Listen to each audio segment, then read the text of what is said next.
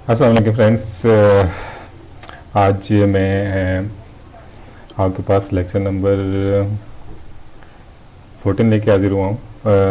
Lecture number 13 तक हम चीज़ें सारी डिस्कस कर चुके हुए हैं और आज वैसे यहाँ लाहौर में मौसम बड़ा ज़बरदस्त है, बाहर काफ़ी हवा चल रही है और आई होप कि आप लोग भी आज का जो सेशन है एंजॉय करेंगे।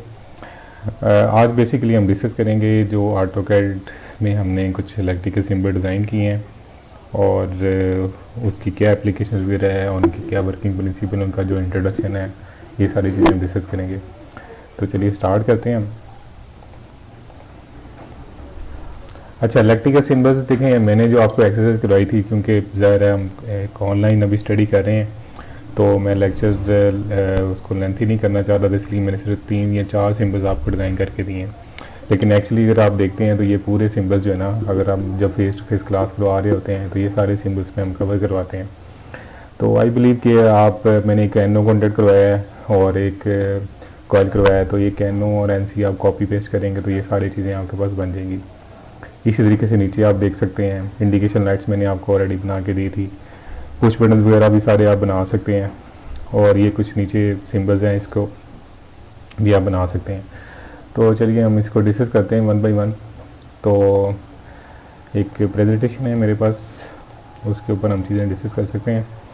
तो बिस्मिल्लाहिर्रहमानिर्रहीम।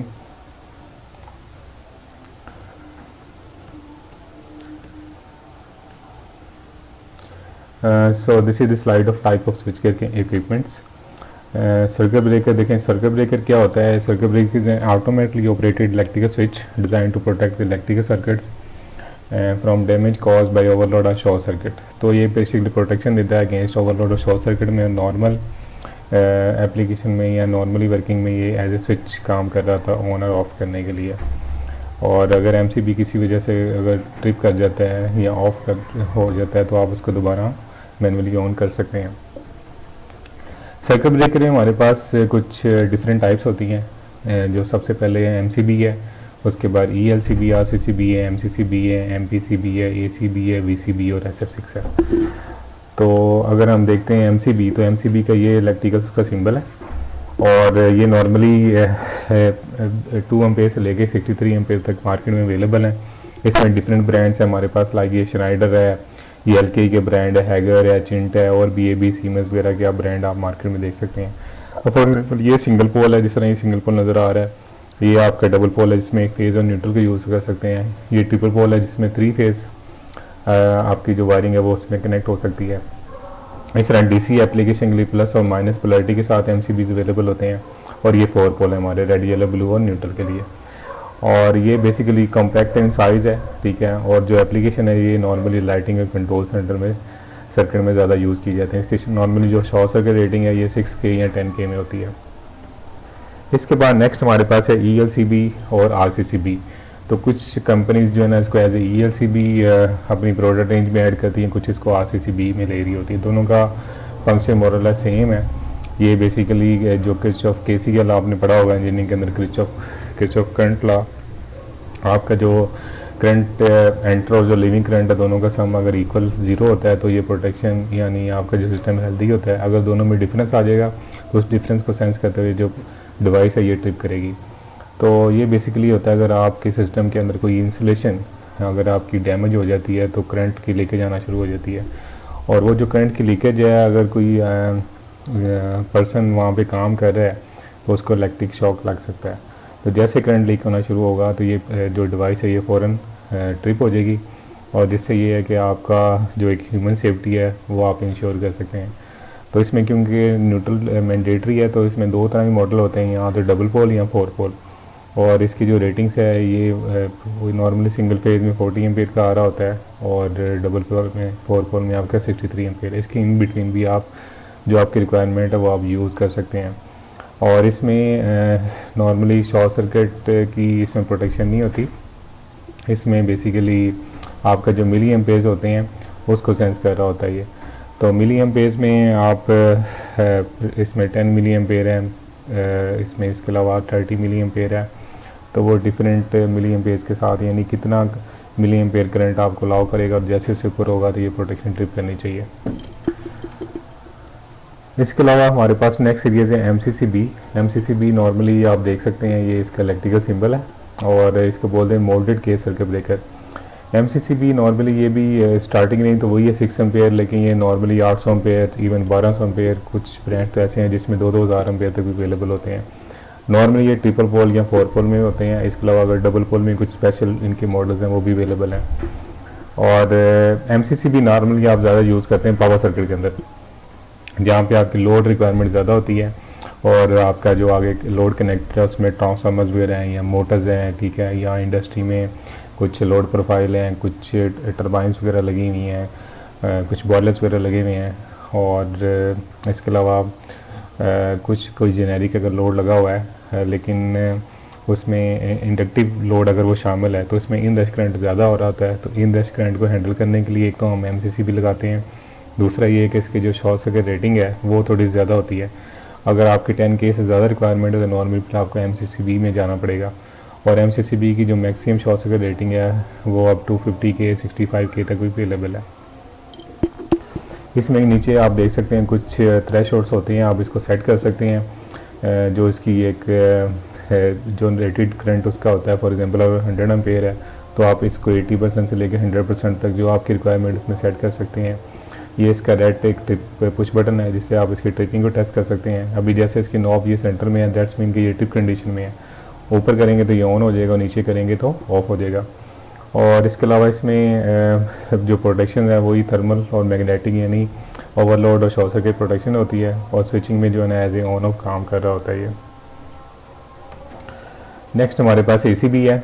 एसीबी में देखें वर्किंग प्रिंसिपल सेम है, स्टैंडर्ड भी सेम है, सारी चीज़ें। ये नॉर्मली ट्रिपल पोल या 4 पोल में होता है और जहाँ पे आपकी करंट की रिक्वायरमेंट थोड़ी सी एमसीसीबी से ज़्यादा हो जाती है फिर आप एसीबी में जाते हैं। और स्टार्टिंग समय में आप अगर 800 एम्पेयर से अगर आपका ज़्यादा लोड आ रहा होता है तो फिर नॉर्मली हम एसीबी में जाते हैं। इसके साथ इसका एक चार्जिंग हैंडल होता है, आप इससे इसको स्प्रिंग को चार्ज करते हैं तो एक इसमें मैकेनिकल फोर्स से इस्टेब्लिश हो जाती है और वो मैकेनिकल फोर्स यूज़ की जाती है जो उसके सर्किट ब्रेकर इंटरनल कॉन्टैक्ट्स हैं उसको ऑन और ऑफ़ करने के लिए।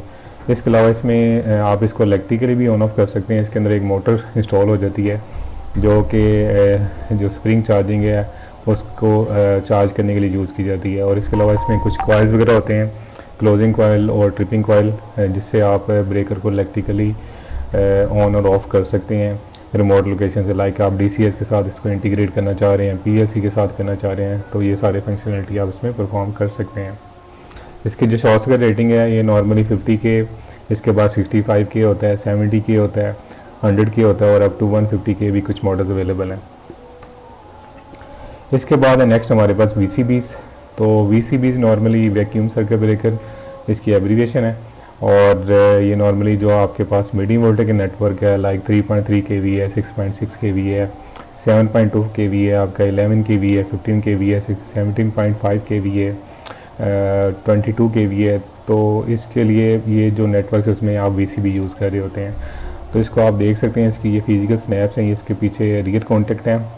तो फॉर एग्जांपल ये रेड फेज़ है और ये दरमियान में इसका VCB चैम्बर आ रही, बोतल आ रही है।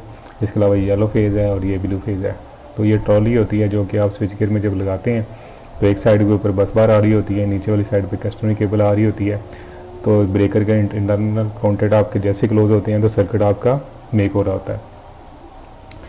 और VCB जो है इसमें एज सच कोई प्रोटेक्शन नहीं होती है, सिर्फ स्विचिंग डिवाइस के तौर पे यूज़ हो रहा होता है। प्रोटेक्शन के लिए आपको अलग से इसमें एक रिले लगानी पड़ती है, उसको हम आगे नेक्स्ट स्लाइड्स में मैं आपको बताता हूँ। इसके अलावा हमारे पास SF6 ब्रेकर है। SF6 ब्रेकर नॉर्मली हमारे जो ग्रिड स्टेशन और सब स्टेशन में यूज़ किए जाते हैं, starting from 33 kV, 66 kV, 132 to 2500 kV system के अंदर। और इसमें कुछ SF6 ब्रेकर ऐसे हैं जो कि 11 kV में भी यूज़ होते हैं। नॉर्मली जो आप कभी हाउसिंग साइट में जाते हैं तो वहाँ पे RMU इंस्टॉल होते हैं। RMU के अंदर जो ब्रेकर लगा हुआ था नॉर्मली वो SF6 बेस्ड होता है। इसके बाद हमारे पास MPCB that is motor protection circuit breaker.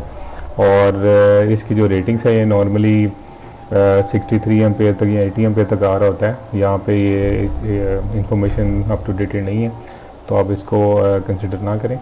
इसमें हमारे पास यानी जहाँ पे आपके पास मोटर्स हैं तो नॉर्मली मोटर्स लगाने के लिए हम एक MCCB लगाते हैं, फिर इसकी ओवरलोड रिले लगाते हैं और कॉन्टेक्टर लगा रहे होते हैं। ये 3 डिवाइसेस हमें चाहिए होती हैं। लेकिन अगर आप MPCB यूज़ करते हैं तो ये सिंगल इक्विपमेंट जो है ना पूरी मोटर को हैंडल कर सकता है। इसमें ओवरलोड की जो एडजस्टमेंट है वो भी आप इस वेरिएटर के थ्रू कर सकते हैं, और इसमें प्रोटेक्शन अगेंस्ट ओवरलोड और शॉर्ट सर्किट दोनों होती है। और इसके अलावा आप स्विच को देख सकते हैं, कुछ मॉडल्स आपके जैसे लाइक ये ABB का है, तो इसका ये रोटरी टाइप इसकी ये स्विच बना हुआ है, और ये आपका पुश टाइम बना हुआ है। तो इसमें डिफरेंट मॉडल्स अवेलेबल हैं, वो आप इसमें डिफरेंट एप्लीकेशन के साथ यूज़ करते हैं। तो जहाँ पे आप मोटर एप्लीकेशन में बिल्कुल आपको चीप सोल्यूशन चाहिए, और अगर आपकी मोटर की रेटिंग स्मॉल है तो उसके लिए फिर आप ये यूज़ कर सकते हैं जी। तो उसके बाद हमारे पास HRC फ्यूज़ है। HRC fuse high repulsion capacity fuse इसको बोलते हैं, और ये इसका इलेक्ट्रिकल सिंबल है। और यहाँ पे अगर आप इसकी रेटिंग को देखेंगे तो यहाँ पे एक तो इसके एम्पेयर मेंशन होते हैं, नॉर्मली यहाँ पे लिखा नज़र आ रहा है 630 एम्पेयर। इसमें इनकी डिफरेंट क्लासेस होती हैं, GG फॉर जनरल प्रोटेक्शन होता है, GM फॉर मोटर प्रोटेक्शन होता है, और इसके अलावा इसमें शॉर्ट सर्किट जो रेटिंग है ये काफ़ी हाई होती है। For example 50K, 100K, 150K, 200K तक अगर आप इसमें रिक्वायरमेंट होती है तो ये आपको मिल सकते हैं। इन केस अगर कोई फॉल्ट अगर होता है और उस केस में ये जो इसका रिस्पॉन्स है ये काफ़ी कम टाइम में आपको जो सर्किट है उसको ब्रेक कर देता है, कंपेयरिंग विद दी MCCB। और अगर आप MPCB के साथ कन्वर्ट करते हैं तो इसका जो रिस्पॉन्स टाइम है वो काफ़ी फास्ट है। सो दैट्स वाई इसको प्रेफर किया जाता है। और जहाँ पे आपको हाई शॉर्ट सर्किट लेवल चाहिए उसके लिए भी जो है ना आप इसको यूज़ कर सकते हैं। इसमें सिर्फ एक ही डिसएडवांटेज है, वो ये है कि अगर एक दफ़ा ये फ्यूज़ आपका ब्लो हो जाएगा तो आपको फिर रिप्लेस करना पड़ेगा, इसको दोबारा रीयूज़ नहीं कर सकते आप। इसके बाद हमारे पास रीवायरेबल फ्यूज़। ये नॉर्मली आपको शायद पता हो, इसमें जो पुरानी जनरेशन थी हमसे पहले जो हमारे लोग थे, पुराने जो घर बने हुए थे, अभी भी आप किसी गांव देहात पे चले जाएँ तो घरों में डिस्ट्रीब्यूशन बोर्ड्स के ऊपर लगे होते हैं, पोर्सलिन्स के बने होते हैं, इसमें एक लिंक होता है, और ये आप जो मेन सप्लाई है उसको मेक और ब्रेक करने के लिए यूज़ किया जाता है। इसके बाद न्यूट्रल लिंक है। न्यूट्रल लिंक नॉर्मली घरों में जो एक डिस्ट्रीब्यूशन DBs वगैरह लगी होती हैं उसमें आपकी एक मेन न्यूट्रल आती है, और बाकी जितने सब सर्किट्स होते हैं उसकी न्यूट्रल यहाँ पे कनेक्ट हो जाती है। तो न्यूट्रल का जो कनेक्शन करने के लिए उसकी एक बार है, और यहाँ पे आप जो अपना न्यूट्रल की इनकमिंग और आउटगोइंग को कनेक्ट कर रहे होते हैं। तो इसमें डिफरेंट हमारे पास इस तरीके से भी कुछ नाइफ टाइप स्विचेस वगैरह भी होते हैं, तो इसको भी आप एज ए न्यूट्रल को मेक और ब्रेक करने के लिए यूज़ कर सकते हैं। ये इसका सिंबल है। और एक चीज़ हमेशा याद रखें, न्यूट्रल को कभी भी ऑटोमेटिक डिवाइस में कनेक्ट नहीं किया जाता, क्योंकि अगर 3 फेज सर्किट अगर आपकी न्यूट्रल ब्रेक हो जाएगी किसी वजह से, अगर उसका MCB आपने लगाया वो ट्रिप कर गया तो आपका सर्किट में अनबैलेंस वोल्टेज अपीयर हो सकते हैं, जो कि आपके सिस्टम के अंदर जो लोड है उसको डैमेज कर सकते हैं। नेक्स्ट हमारे पास एक्सिलरी रिले का ये इलेक्ट्रिकल सिंबल है, ये इसका कॉइल है और ये इसके आगे चेंज ओवर टर्मिनल है। तो जैसे कॉइल को आप A1 और A2 को सप्लाई कनेक्ट करते हैं तो ये जो चेंज ओवर कॉन्टैक्ट है इसकी पोजीशन चेंज हो जाती है। जो NC कॉन्टैक्ट होते हैं वो NO में कन्वर्ट हो जाते हैं, और जो NO वाले होते हैं वो NC में कन्वर्ट हो जाते हैं। तो यहाँ से आप देख सकते हैं, ये फॉर एग्जाम्पल हमारे पास 4 चेंज ओवर वाले रिले है, इसका ये कॉइल टर्मिनल है, इसने ये कंपनी है, ये फाइंडर की है, ये स्मिथ की है, ठीक है, और ये ABB वगैरह की है। तो इसमें डिफरेंट मॉडल्स और डिफरेंट सीरीज़ अवेलेबल होती है। नॉर्मली 8 पिन हमारे पास 2 चेंज ओवर बोलते हैं, फिर उसके बाद 11 पिन होती है, फिर उसके बाद 14 पिन होती है। कॉन्टैक्ट जो रेटिंग है ये नॉर्मली 5 एम्पेयर, 10 एम्पेयर, 15 एम्पेयर तक भी होती है। वोल्टेज इसमें AC और DC जो भी कंट्रोल में आपकी रिक्वायरमेंट होती है वो दोनों रेंजेस में अवेलेबल है। इसके अलावा कुछ एक्सिलरी कॉन्टैक्टर होते हैं। इसमें रिले में ये है कि ये थोड़ी सी ज़रा चीप प्राइस में है। इसकी बेस और रिले जो है ना वो आप अलग से इसको आइसोलेट कर सकते हैं। ये सिंगल यूनिट होता है कॉन्टैक्टर, और इसको आप एक्सिलरी रिले भी बोल सकते हैं, एक्सिलरी कॉन्टैक्टर भी बोल सकते हैं। इसमें नॉर्मली चेंज ओवर का इसमें मैकेनिज़्म नहीं होता, बल्कि इसमें इंडिपेंडेंट कॉन्टैक्ट होते हैं, लाइक 2N और 2NC कॉन्टैक्ट हैं या 4N और 4NC कॉन्टैक्ट हैं। और आपको ज़्यादा कॉन्टैक्ट चाहिए तो एडिशनल ब्लॉक होता है, ये कॉन्टैक्टर के ऊपर लग जाता है जैसे आप यहाँ पे देख रहे हैं। और बाकी वर्किंग प्रिंसिपल सेम है। कॉइल के टर्मिनल है, ये जैसे कॉइल एनर्जाइज होगा तो कॉन्टैक्ट आपकी जो पोजीशन है उसको चेंज करेंगे। नेक्स्ट हमारे पास मैग्नेटिक कॉन्टैक्टर है। मैग्नेटिक कॉन्टैक्टर ये इससे ऊपर जहाँ पे बड़ी रेटिंग्स आ रही होती हैं, स्पेशली मोटर सर्किट्स के अंदर, जहाँ भी आपकी लोड रिक्वायरमेंट 15 एम्पीयर से ऊपर चली जाती है, तो वहाँ पे फिर आपको ये मैग्नेटिक या पावर कॉन्टैक्टर यूज़ करने पड़ते हैं। और ये नॉर्मली अगर आपके पास 220 किलोवाट की मोटर है, 250 किलोवाट की मोटर है, तो उस रेटिंग तक ये नॉर्मली मार्केट में अवेलेबल है। और वर्किंग प्रिंसिपल सेम है, कॉइल के टर्मिनल को आप जैसे एनर्जाइज करेंगे तो इसके जो कॉन्टैक्ट हैं वो मेक और ब्रेक होंगे। इसके बाद ओवरलोड रिले है। तो ओवरलोड जो रिले है ये बेसिकली मोटर की जो ओवरलोड प्रोटेक्शन है उसके लिए यूज़ किया जाता है। इसमें एक थ्रेशोल्ड होता है, आप मोटर की जो लोड आ रहा है, जो उसकी नेम प्लेट होती है, इसके मुताबिक इसको सेट कर लेते हैं। और इसमें आप थोड़ी भी प्लस एंड माइनस 20% आप रेंज ऊपर नीचे भी एडजस्ट कर सकते हैं। और इसमें साथ इसके कुछ एक्सिलरी कॉन्टैक्ट होते हैं जिसको कंट्रोल सर्किट में आप यूज़ कर सकते हैं। और जैसे ही आपका जो मोटर अगर ओवरलोड होगी तो ये जो कॉन्टैक्ट है ये NO है, फॉर एग्जांपल ये NC हो जाएगा, और पीछे जो ब्रेकर है उसमें कुछ ट्रिप लगी हुई है या कॉन्टैक्टर उसको जो ट्रिप करवाने के लिए सिग्नल यहाँ से ट्रांसफ़र होगा और मोटर आपकी यहाँ से फिर ऑफ हो जाएगी। इसमें डिफरेंट सीरीज़ हैं, ये बेसिकली आप देख सकते हैं यहाँ से ये इलेक्ट्रॉनिक ओवरलोड रिलेज़ हैं। इलेक्ट्रॉनिक ओवरलोड जो रिले है ये थोड़ी सी क्विक ऑपरेशन और क्विक रिस्पांस करती है, और कोई भी फॉल्ट होता है तो फ़ौरन रिस्पांस टाइम थोड़ा सा उससे हाई होता है कंपेयरिंग विद दी जो कन्वेंशनल थर्मो ओवरलोड रिले आ रही होती है। इसके बाद हमारे पास लो वोल्टेज सिटीज़ हैं। लो वोल्टेज सिटीज़ का काम ये होता है कि जो प्राइमरी करंट है उसको स्टेप डाउन करके 5 एम्पेयर या 1 एम्पेयर में जो आगे मेजरिंग डिवाइसेस लगी होती हैं उसको ट्रांसफ़र करना। तो इसमें हमारे पास डिफरेंट आप देख सकते हैं, इसमें P1 और P2 की एक साइड होती है। P2 जो है वो आपकी लोड टूवर्ड्स लोड साइड पे आती है, P1 आपकी जो जहाँ से इनकमिंग सप्लाई आ रही होती है वहाँ पे कनेक्ट करते हैं। तो और इसकी जो नॉर्मली इसमें बटन्स होते हैं 5 VA, 10 VA, 15 VA, और इसकी जो एक्यूरेसी क्लासेस नॉर्मली जो मीटरिंग क्लासेस होती हैं, ये जो मेजरिंग डिवाइसेस है उसके लिए 1.0 या 1.2 या 1.5 एक्यूरेसी क्लास का आप सिटी यूज़ कर रहे होते हैं। इसके अलावा हमारे पास ये मीडियम वोल्टेज की सिटीज़ हैं। तो मीडियम वोल्टेज में भी सेम है, सिर्फ ये साइज़ का फ़र्क होगा, बाकी पैरामीटर्स वगैरह एक्यूरेसी क्लास मोरलेस सेम होती हैं। इसके अलावा हमारे पास नेक्स्ट है medium voltage PTs normally no voltage में एप्लीकेबल नहीं होते, लेकिन जहाँ पे जैसे आप 3.3 या से ऊपर आप मीडियम वोल्टेज में जाते हैं तो आपका फिर पीटी लगाना पड़ते हैं, यानी जो आपके प्राइमरी वोल्टेज है उसको कन्वर्ट करता है 110 वोल्ट के ऊपर, और फेज़ टू फेज़ आपके 110 वोल्ट आ रहे होते हैं, और phase two neutral 110/√3 that is 63.5 voltage जो कि आपको फेज़ टू न्यूट्रल अगेंस्ट में दे होते हैं। इसकी भी जो एक्यूरेसी क्लास है नॉर्मली 1.0 होती है। जो बटन है इसका 50 VA, 100 VA, 150 VA, 200 VA के साथ ये डिज़ाइन होते हैं। इसके अलावा सेलेक्टर स्विच है। सेलेक्टर स्विच हम नॉर्मली कंट्रोल सर्किट में यूज़ करते हैं। ये इसका एक इलेक्ट्रिकल सिंबल है, NO कॉन्टैक्ट है और उसका NC कॉन्टैक्ट है। तो यहाँ से आप अगर आप कोई भी पोजीशन है, आप फ़र्ज़ करें सर्किट नंबर 1 है, अगर आप उसको तरफ करेंगे तो वो ऑन हो जाएगा, 2 करेंगे तो 2 की तरफ ऑन हो जाएगा। इसमें कुछ की लॉकेबल वाले भी होते हैं, आप किसी पोजीशन में लॉक करके तो उसकी जो की है वो निकाल सकते हैं, ताकि जो ऑपरेशन है, जो क्रिटिकल ऑपरेशन वगैरह है, या ताकि कोई अनऑथराइज बंदा इसको ऑपरेट ना कर सके। इसके अलावा हमारे पास ये आप देख सकते हैं ASS और VSS यानी एम्पेयर सेलेक्टर स्विच और वोल्टेज सेलेक्टर स्विच है। This is ammeter selector switch, this is also ammeter selector switch, और ये जो क्रॉसिंग में ये वोल्टेज सेलेक्टर स्विचेस हैं। तो इसमें आप फॉर एग्जांपल एमीटर के ऊपर रेड फेज़, येलो फेज़ और ब्लू फेज़ की रीडिंग देख सकते हैं। वोल्टेज में आपके पास 2 वोल्टेज आ रहे हैं, लाइन टू लाइन और लाइन टू न्यूट्रल, तो ये दोनों वोल्टेज आप यहाँ पर देख सकते हैं। तो ये 7 पोजीशन होता है वोल्टेज VSS, और जो एमीटर है जो ASS जो एमीटर सेलेक्टर स्विच होता है ये 4 पोजीशन होता है। इसके अलावा हमारे पास पुश बटन है।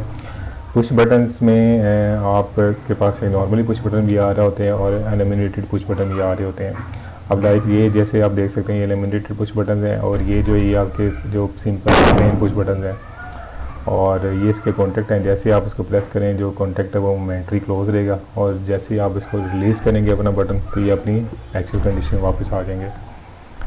इसके अलावा इंडिकेशन लाइट्स हैं। कंट्रोल सर्किट में डिफरेंट जो स्कीम डिज़ाइन कर रहे होते हैं इसमें डिफरेंट कलर्स अवेलेबल होते हैं। ये इसका इलेक्ट्रिकल सिंबल है, आप इसके ऊपर कंट्रोल वोल्टेज अप्लाई करेंगे तो पॉजिटिव नेगेटिव जैसे इसको मिलेगी, और जो इंडिकेशन लाइट है ये आपकी एक्टिवेट हो जाएगी। ये कुछ और सेलेक्टर स्विचेस हैं। एक पैनल है उसमें आप देख सकते हैं इसकी फ्रंट उसका व्यू है, ये उसका रियर व्यू है, और ये इसके इलेक्ट्रिकल सिंबल्स हैं। इसके अलावा हमारे पास ऑन और ऑफ डिले टाइमर है, यानी जैसे आपकी सप्लाई अगर कनेक्ट होती है तो उतने टाइम क्रॉस होने के बाद आपका जो टाइमर है वो एक्टिवेट हो जाता है। और इसमें ये सेम जैसे डिले होती है, एनओ को है तो वो एनसी बन जाएगा, और अगर एनसी कॉन्टेक्ट तो एनओ बन जाएगा। इसमें डिफरेंट हमारे पास डिजिटल जो टाइमर्स वो भी अवेलेबल हैं, और जो एनालॉग स्केल है उसके साथ भी टाइमर्स अवेलेबल होते हैं। इसके अलावा हमारे पास ऑपरेशन है। ऑपरेशन काउंटर में आप देख सकते हैं ये बेसिकली नॉर्मल लगाया जाता है, जहाँ पे आपने कोई ऑपरेशंस नंबर ऑपरेशंस काउंट करने हैं ब्रेकर अगेंस्ट एसीबी में या वीसीबी में नॉर्मली हम लगाते हैं। और इसकी एक रिलीज सप्लाई होती है 220 वोल्ट एसी या 24 वोल्ट डीसी भी हो सकती है। जो भी कंट्रोल वोल्टेज आपको रिक्वायर्ड है वो आप जैसे इसको मिलेंगे तो ये आपका ऑपरेशन जो है उसको यानी जैसे एक स्विचिंग अगर होगी तो इसका एक डिजिट है वो चेंज हो जाएगा। इसके अलावा आवर मीटर है, ये नंबर ऑफ कितने आवर्स ऑपरेशन आपका हुआ है उसके लिए अगर आप कोई भी डिवाइस है उसको आप मॉनिटर करना चाह रहे हैं तो उसके लिए ये लगाते हैं सिस्टम के अंदर। टर्मिनल स्ट्रिप में आप देख सकते हैं ये सिर्फ वायर्स को कनेक्ट करने के लिए यूज़ किया जाता है, लोकल वायर और रिमोट वायर के लिए। लाइन ऑफ टर्मिनल ब्लॉक्स हैं, टर्मिनल ब्लॉक्स के ऊपर आप डिफरेंट 2.5 से लेके तो मार्केट 50 mm तक अवेलेबल है। और ये भी आपके जो फील्ड वायर्स होती हैं, जो पैनल के इंटरनल वायर्स होंगे, दोनों को कनेक्ट करने के लिए यूज़ किया जाता है। ये कुछ सीटी पीटीज़ के लिए कुछ स्पेसिफाइड टर्मिनल्स वगैरह होती है जिसमें टेस्ट ब्लॉक ऊपर लगे होते हैं, यहाँ से आप इसकी टेस्टिंग भी कर सकते हैं। और इसके अलावा एनर्जी एनालाइजर्स वगैरह हैं, इसमें आप सारे पैरामीटर देख सकते हैं like current, voltage, power factor, ammeters, voltage, frequency, harmonics, सारे फंक्शन एक ही मीटर में नज़र आ रहे होते हैं। इसको normally energy analyser, power analyser, power meter, multimeter, ये सारे नाम आप इसको कोई भी नाम दे सकते हैं। ये हमारे पास एनर्जी मीटर नॉर्मली जो घरों के बाहर लगे होते हैं, और इसमें डिफरेंट इनकी शेप है, डिफरेंट मॉडल्स वगैरह हैं, सिंगल फेज और 3 फेज। टेम्परेचर मीटर लाइक आपको पता है इसमें टेम्परेचर की मॉनिटरिंग करना है, उसकी रिकॉर्डिंग करने के लिए टेम्परेचर मीटर यूज़ किया जाता है। पावर सप्लाई आपकी एक जो for example AC to DC convert करने के लिए हम पावर सप्लाई यूज़ करते हैं, इसमें आप एसी इनपुट वोल्टेज दे रहे होते हैं। For example normally 220 volt AC देते हैं और आउटपुट के ऊपर आपको 24 वोल्ट डीसी चाहिए, 48 चाहिए या 110 वोल्ट चाहिए, वो आप यहाँ से ले सकते हैं। और इसकी जो करंट रेटिंग है नॉर्मली 10 एम्पेयर और 20 एम्पेयर में अवेलेबल होती हैं। ये डोर लिमिट और लाइट स्विचेज ये बेसिकली आप पैनल के अंदर लगाते हैं। ये आपका लिमिट स्विच होता है, जैसे ही आपका जो डोर होता है पैनल का वो क्लोज या ओपन अप करते हैं तो जो लाइट है वो ऑटोमेटिकली ऑन ऑफ हो रही होती है। एसी इन्वर्टर लाइक इसको हम वीएफडी बोलते हैं, ये मोटर्स की एप्लीकेशन यूज़ की जाती है जहाँ पे आपकी मोटर की स्पीड को अगर आपने वेरी करना है तो वहाँ पे फिर हम वीएफडी यूज़ करते हैं।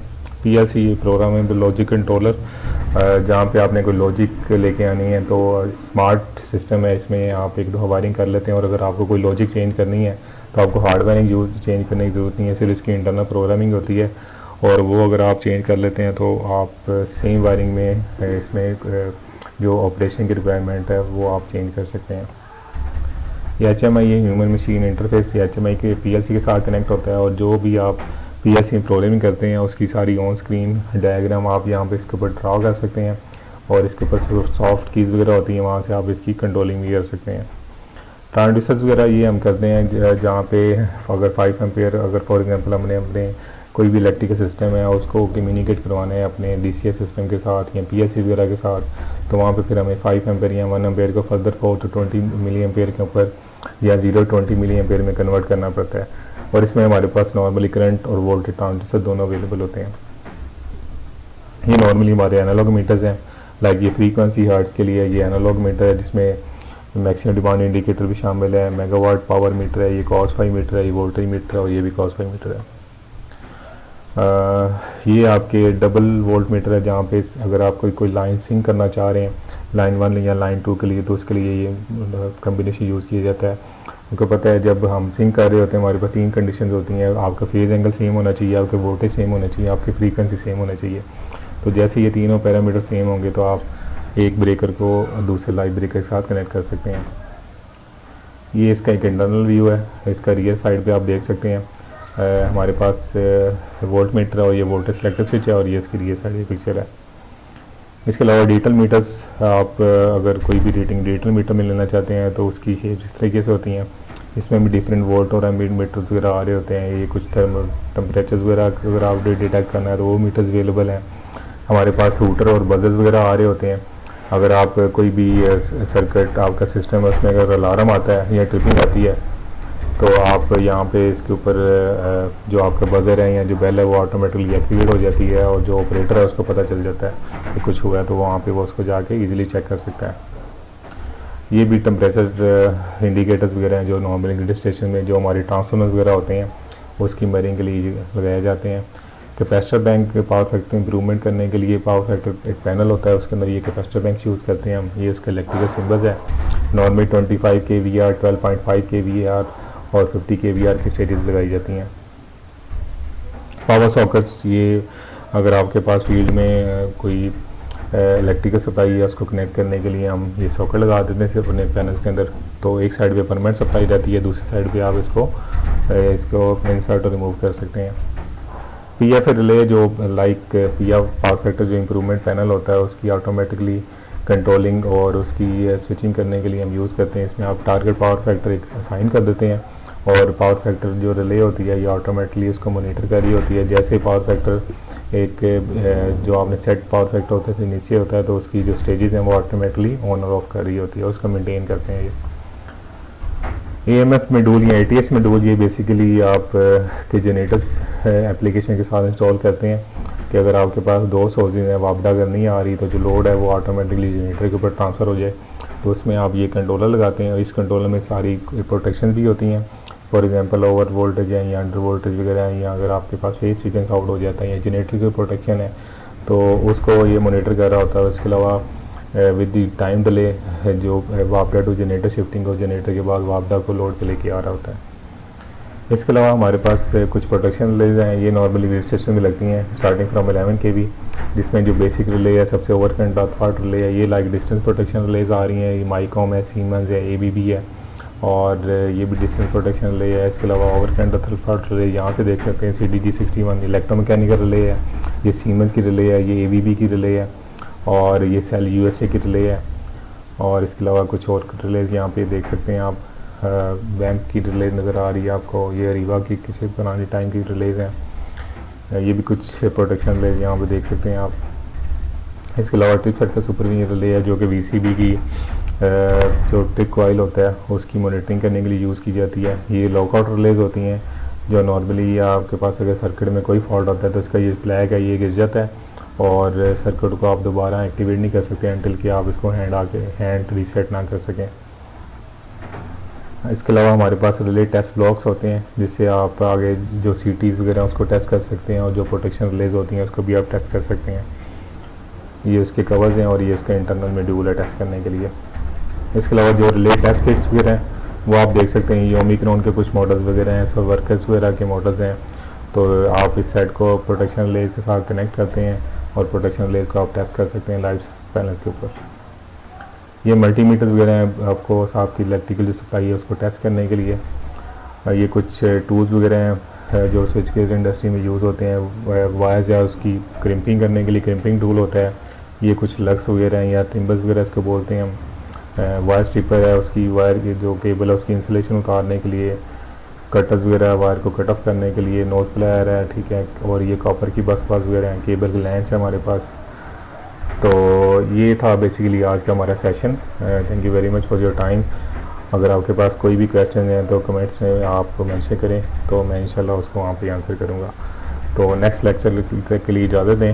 नेक्स्ट लेक्चर के ऊपर हम अभी जो ऑटोमेटिक स्टार डेल्टा की ड्राइंग है उसको डिस्कस करेंगे और मैं आपको बताऊँगा उसको कैसे ड्रॉ करना है और कैसे उसको रीड करना है। तो नेक्स्ट लेक्चर तक के लिए इजाज़त। अल्लाह हाफिज़।